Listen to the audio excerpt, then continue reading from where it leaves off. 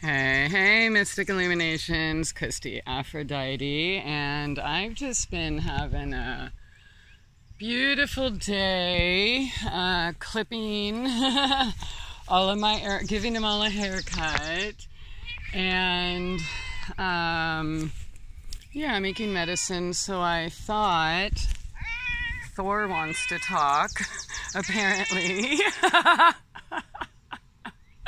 All right, so I figured, wow, I hear you. Oh, you need to be rubbed right now, don't you? Okay, Thor, holy crap. So I was gonna say, with this beautiful Gemini sun and Sagittarius moon, it is an awesome day to make medicine and, you know, have a little kitchen witchery fun. So I have received a few, wow, let's listen to Thor first, because I know when they come up, they have something to say.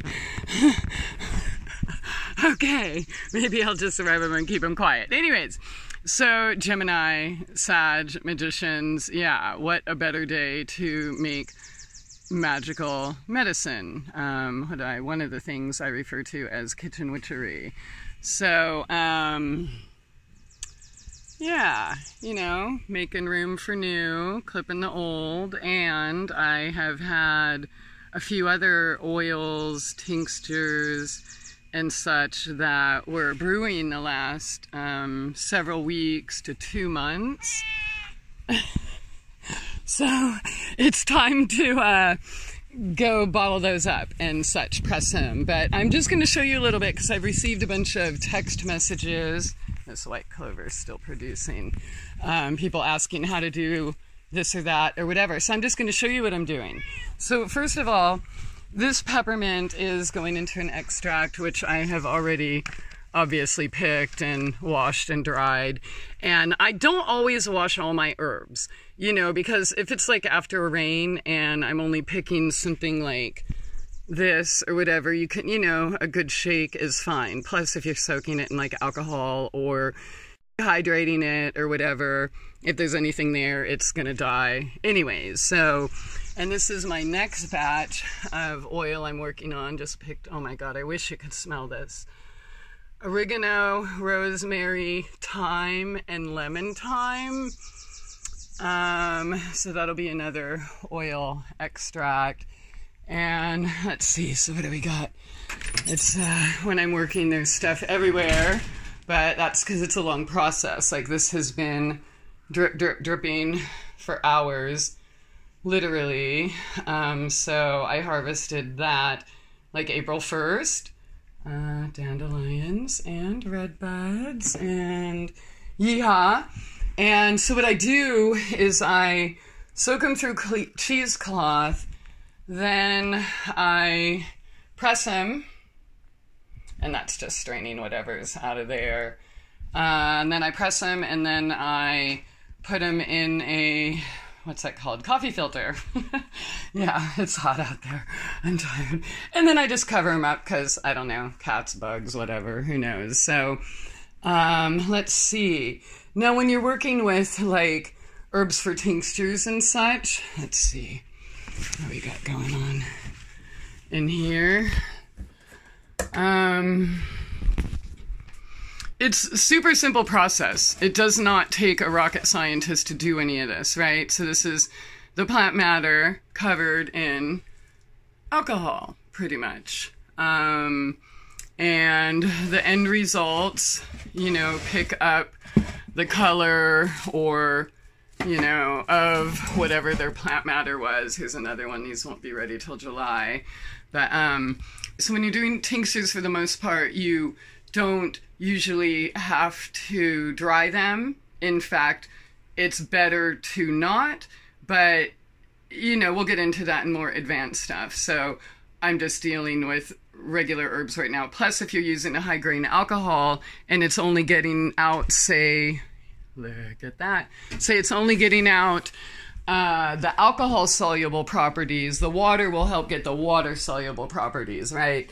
So you know, a 50-50 is a good extraction. Now, when you're making oils and such, that also depends. You want to keep them in a dark, you know, if you put them in the sunlight, you're going to risk them going rancid unless you're totally watching them every single day, shaking them, cover them up, you know what I'm saying? But if it goes from extreme temperature fluctuations and there's a piece of plant matter that isn't covered by the oil, then it's not going to work. And that goes with tinctures and oils.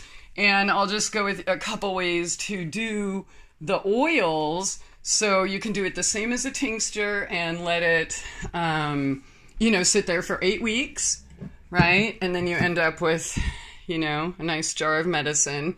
Or if you don't want to wait 8 weeks, you can do a double boiler method or turn your oven on super low, like 100 and something. You don't want it to boil, you don't want it to simmer, you don't want to do anything. And then heat up the herb. And so I'll do that and let it stay at a relatively, let's go look at these pretty herbs out here, at a relatively low temperature. And then if it's in the oven, I'll just turn the oven off. Oh, I might have some strawberries. Yeah, I'll just turn the oven off and then let it sit there overnight. And depending on what kind of time frame I have, I'm just gonna eat this. So depending on what kind of time frame I have, if I want to make, like I made one healing oil just doing that once overnight. But if I have more time, I'll do it for like 2 weeks, you know? So yeah, the point of kitchen witchery though is that you're doing it and you're contributing something to your own health and family's health and abundance and becoming less dependent on the things that take away that which, haha, get it, we really are. So, okay, that's it. Look at this beautiful red clover starting to pop. I threw those seeds down in fall, so yeah, kitchen witchery, man. Get in touch with nature. Take your shoes off, right? Give that energy back. You don't have to hold on to it. Let it go and let her heal you in every way, right? Sight, touch, scent, sound. You know, listen to the birds and goats and chickens and yeah. So, all right, we'll do some more of this stuff later, but this is what's going on now. Aphrodite's Kitchen Witchery, and I do teach on this subject, so if you're new to it and have some questions or whatever, you can book a session over at clearsightconsulting.net. Talk to you later. Okay, and one thing I just want to say I forgot to mention, if you, say, are doing an herb that you don't have to wash, so like a dandelion flower or a clean, fresh after the rain thyme or something like that, you can always put it in a colander, right? And then shake it, and if there are any little bugs or pieces of dirt or anything like that, then they come out. So I do that. Like this one I washed, and I do that before I wash and after. And I take off any leaves that have any brown or anything that I wouldn't stick in my mouth right now and eat off before they even go in the house. You know what I'm saying? So don't, yeah, so these are going to be fine to go directly in the oil because they don't have a super high water content, right? But then other herbs you might want to consider drying, but that's for other videos. All right, have a good day.